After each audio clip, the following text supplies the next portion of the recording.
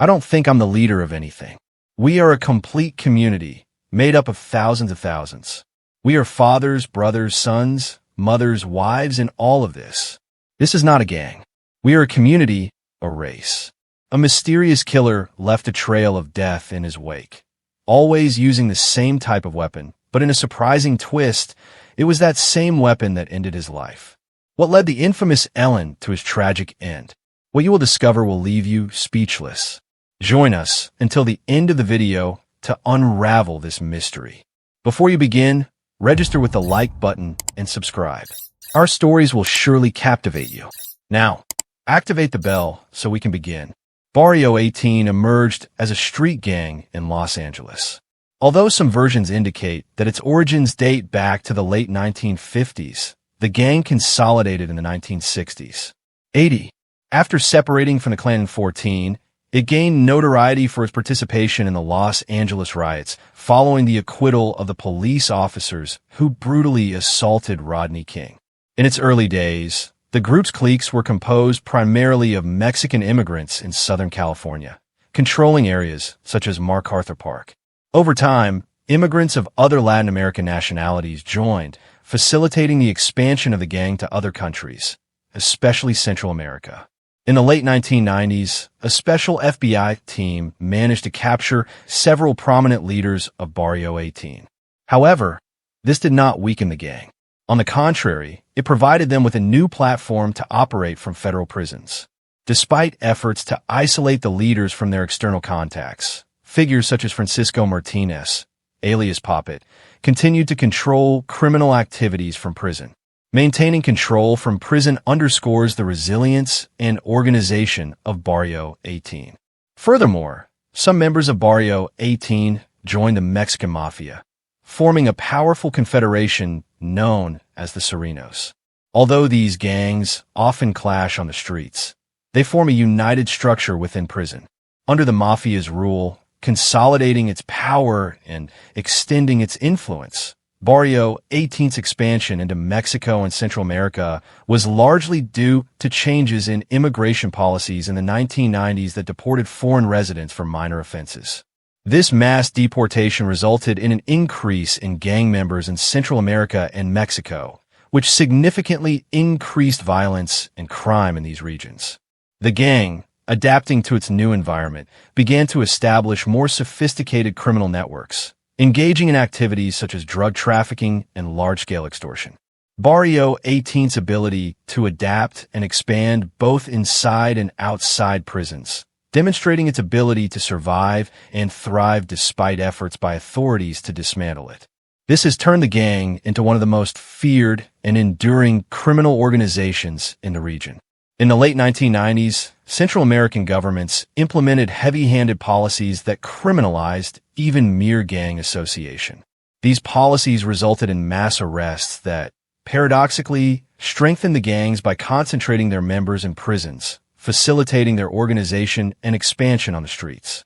Barrio 18 became involved in drug trafficking and extortion, using small businesses to launder money. In 2005, internal conflicts divided Barrio 18 into two factions, the Revolutions and the Serenos. These factions continue to clash with each other and with MS-13, their historic enemy, intensifying. Violence in the communities where Barrio 18 operates increased its power in El Salvador, Guatemala, and Honduras, taking advantage of government weakness and social exclusion. In March 2012, leaders of Barrio 18 and MS-13 agreed to a truce mediated by the government and the Catholic Church, which temporarily reduced homicides. However, violence resurfaced once the truce failed, demonstrating the fragility of these peace initiatives. Since 2019, the homicide rate in El Salvador has fallen dramatically, a fact attributed by government officials to their security plan. However, several reports suggest that this reduction is also due to an informal agreement between the government and gang leaders, who reportedly agreed to a reduction in murders in exchange for better prison conditions. In November 2021, a wave of gang violence in El Salvador resulted in 46 homicides. 3 days later, in March 2022, 92 people were killed in a massacre. In response, the government launched a massive offensive against gangs, arresting tens of thousands of suspected gang members. This offensive severely impacted Barrio 18, forcing many of its members to leave and resulting in the loss of control over territory. Key aspects. These actions reflect the ongoing struggle of Central American governments against gangs, which, despite intensive efforts, remain a powerful and adaptive force capable of influencing the life and politics of the region. In Central America, Barrio 18 is predominantly active in El Salvador, Guatemala, and Honduras. As of mid-2023, it is estimated that the gang had a membership of more than 22,000 individuals. In El Salvador alone, its influence extends significantly into the United States, with estimates ranging between 30,000 and 50,000 members.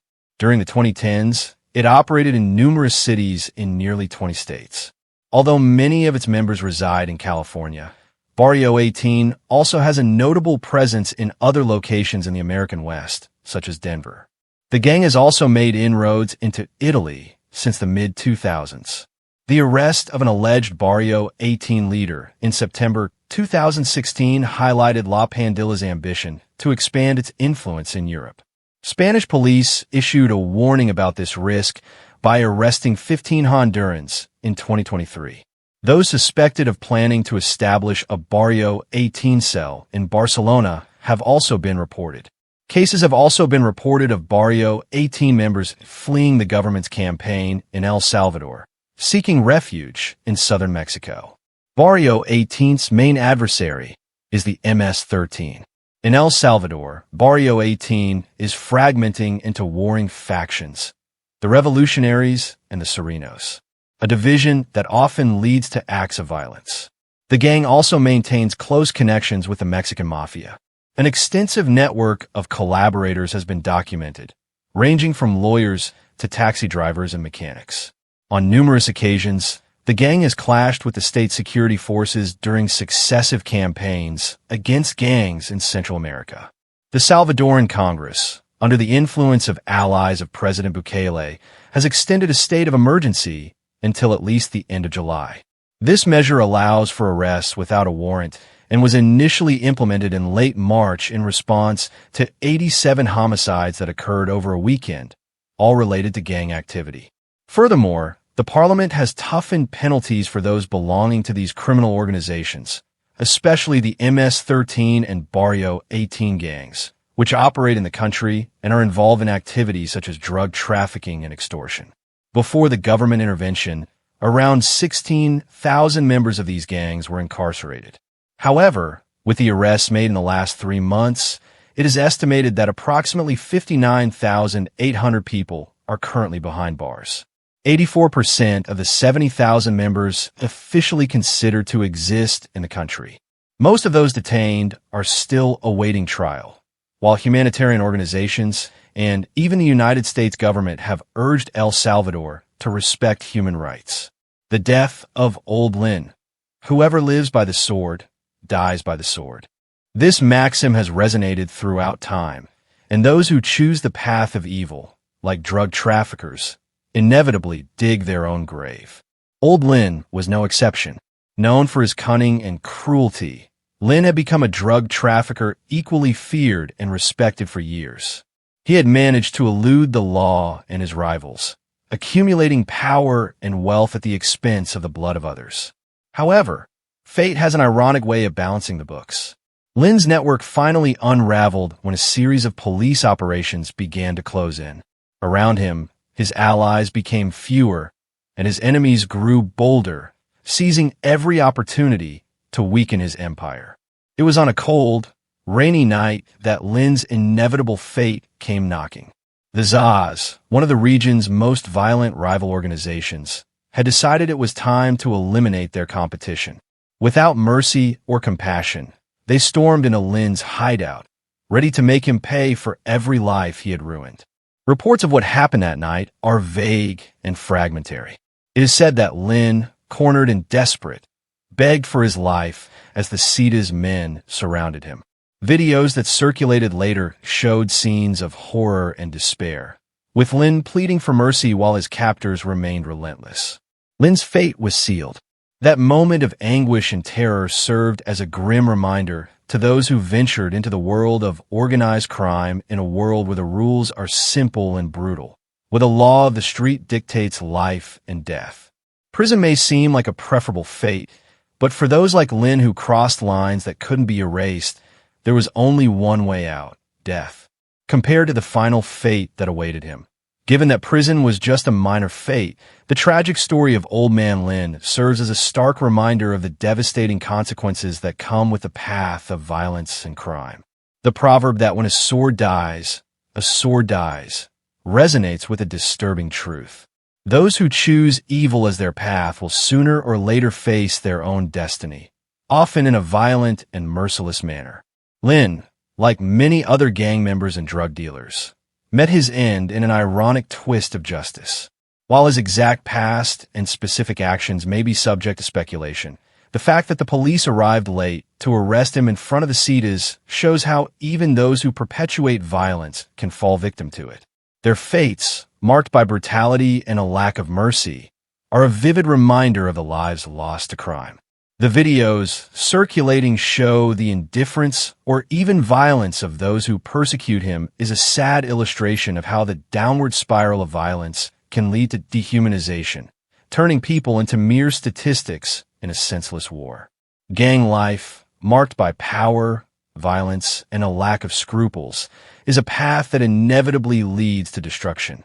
Behind the facade of loyalty and respect lies an abyss of pain and suffering for both those within the gang and those affected by their actions.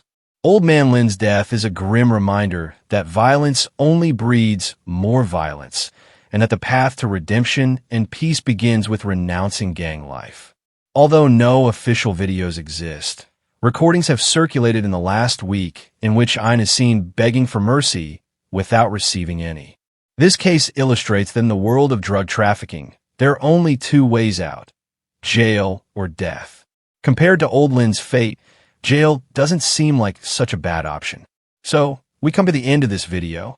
If you liked it, I invite you to give us a like so we can continue making more videos like this one. Also, don't forget to subscribe and activate the notification bell so you don't miss any of our new videos. I wish you a great day.